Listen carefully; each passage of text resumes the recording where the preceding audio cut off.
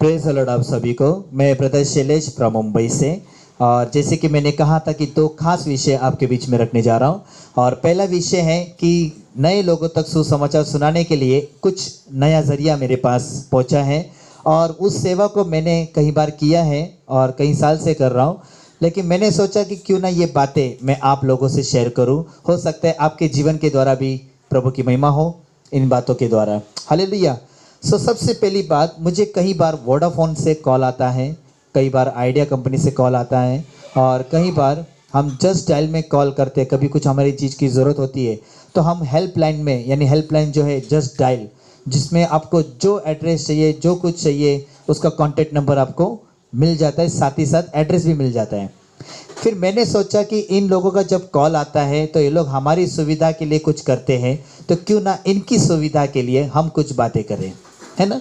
कई बार मेरे को जब मैं आपको एक क्लू दे रहा हूँ, जैसे कि वोडाफोन से मुझे जब कॉल आता है कि हमारे पास ऐसी ऐसी स्कीम है, ऐसी ऐसी बात है, तो मैं उनको कहता हूँ कि मैं माफ़ी चाहता हूँ मैडम कि मैं आपका स्कीम को तो नहीं अपना पा रहा हूँ, मुझे नहीं चाहिए, लेकिन मेरे पास ऐसा स्कीम है, ऐसी एक बातें हैं जो आपके ज़िंदगी को बदल सकता है। और मैं उनको छोटा बात, क्योंकि उनके पास वक्त नहीं होता, क्योंकि वो कॉल सेंटर में काम करते हैं, तो उनके हिसाब से ही हमें बात करना है। तो उनको सिर्फ इतना कहना है कि ये जो आपने नंबर डायल किया है इसे प्लीज़ सेव करके रखिए, बहुत ही इम्पोर्टेंट है आपके लिए। कहीं आपको वक्त मिले तो आप हमसे बात कर सकते हैं। आपके लाइफ में, आपके जीवन में अगर कोई भी प्रकार का प्रॉब्लम है तो आप हमसे शेयर कर सकते हैं। उसके लिए हम आपको मार्गदर्शन करेंगे, आपके लिए प्रार्थना करेंगे।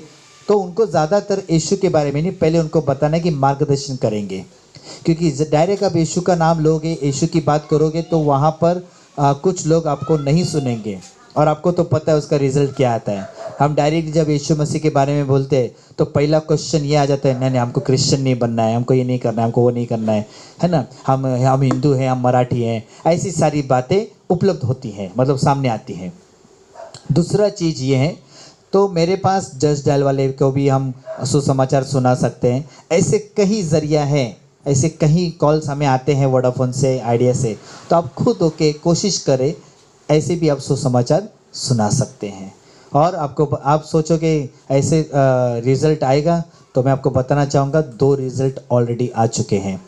मैं 7 साल पहले वोडाफोन में ही, जब मेरा सिम कार्ड वोडाफोन का ही है, और हमेशा मैं ज़्यादातर तो वोडाफोन ही इस्तेमाल करता हूँ। पिछले 8 साल से मैं वोडाफोन सिम कार्ड ही इस्तेमाल करते आया हूँ। तो ऐसे रिज़ल्ट मेरे पास आए हैं कि 2 सिस्टर्स उसमें से मुझे मिले और वो उद्धार पाए, और वो आज गोरेगांव के मुंबई में जो गोरेगांव है वहाँ के चर्च में वो सिस्टर जाती हैं, और उसका कॉन्टैक्ट अभी भी मेरे पास है। दूसरी चीज़ ये, दूसरा ज़रिया मैंने कहा था अचानक होने वाली बातें, मैंने कहा था दूसरा विषय है अचानक होने वाली बातों के बारे में। ये क्यों कह रहा हूँ, एक एग्जाम्पल के द्वारा मैं आपको बताना चाहूँगा।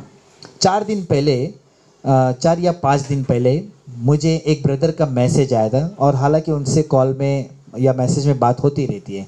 तो उन्होंने कहा कि हमारे घर पे आप आके जाओ। और जैसे मैं कुछ कल काम से गया था, मुझे वक्त नहीं मिल रहा था उनके पास जाने के लिए, लेकिन सडनली वो चेंबूर में रहते हैं, और एक ब्रदर थे जो मानकुर में, गोवंडी में मुझे मिले थे उनके काम से। तो उन्होंने मुझे बोला कि मुझे चेंबूर कैंप छोड़ दो, और जहाँ पे चेंबूर कैंप है वहीं पे वो ब्रदर का भी घर है, जिन्होंने मुझे रिक्वेस्ट किया था कि आप मेरे घर पे आके जाओ। आप मज़े की बात सुनो। तो सडनली मैंने सोचा कि मैं इनको चेंबूर कैंप छोड़ने जा रहा हूँ बाइक से, मेरे जो पहचान के ब्रदर थे गोवंडी में, तो क्यों ना मैं वो ब्रदर को भी मिल लेता हूँ।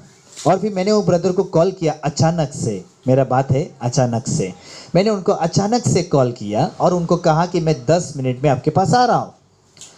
तो उन्होंने बोला वेरी गुड ब्रदर, बहुत अच्छा है। तो वो खुश हो गए। जैसे मैं उनके घर में 10 मिनट में पहुँचा, आपको बताना चाहूँगा उन्होंने मेरे लिए खाना बनाया, और उनकी वाइफ गांव में गई है, मतलब उनकी वाइफ कहीं और गई है उनके काम से, तो वो घर पे अकेले थे और उन्होंने मेरे लिए खाना बनाया और उन्होंने तैयारी कर ली। मैं सोच में पड़ गया 10 मिनट में उन्होंने इतना खाना कैसे बना लिया, है ना। तो बहुत ही अच्छा डिश बनाया था। लेकिन उसके बाद क्या होगा, मैं इन बातों को आपके बीच में क्यों रख रहा हूँ ये आपको पता चलेगा। मैंने उस ब्रदर से कहा आपने 10 मिनट में, मैं अचानक आ रहा हूँ, आपको तो पता भी नहीं था कि मैं अचानक आ रहा हूँ करके आपको बोल दिया, और आपने अच्छे से खाना भी बना दिया 10 मिनट के अंदर। कुछ अच्छी डिश बनाया उन्होंने खाने का। मैंने उनको बोला मैं तो भी आपको बोल के आया कि मैं 10 मिनट में आ रहा हूँ, लेकिन क्या यीशु बोल के आने वाला है? यीशु कभी भी आ सकता है। लेकिन मेरा सवाल है, हम इतने साल से, बहुत साल से, हमारी पीढ़ी भी बहुत साल से सुनते आ रही है जीसस इज कमिंग सून।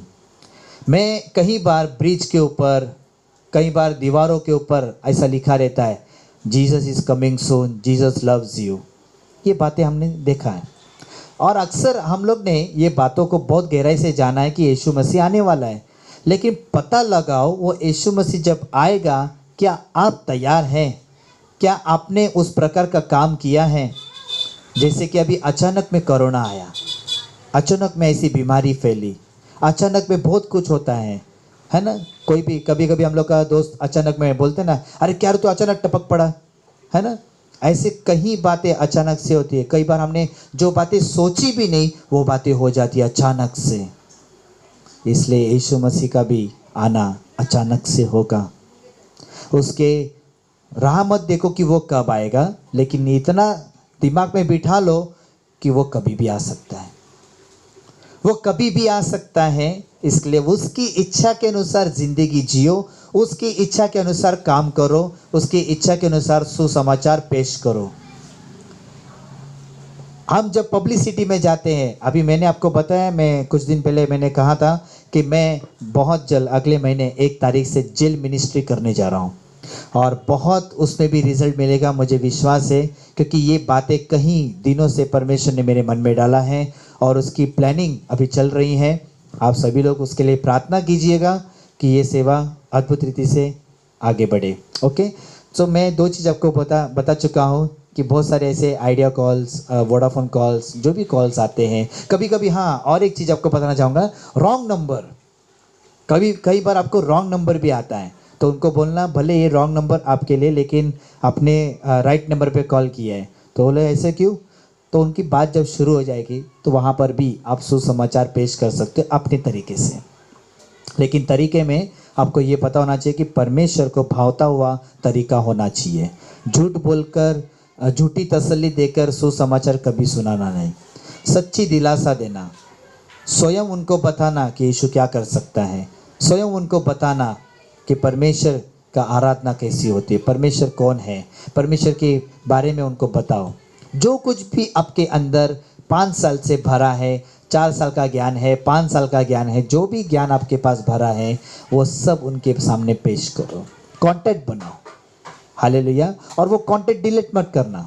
अगर वो कोई रिस्पांस नहीं देते तो वो कांटेक्ट को सेव करके रखना, रॉन्ग नंबर 1, रॉन्ग नंबर 2, ऐसे कितनी बार आपको कॉल आएंगे तो ऐसे सेव करके रखो, क्योंकि कई बार वो आपको बाद में वापस कॉल भी कर सकता है।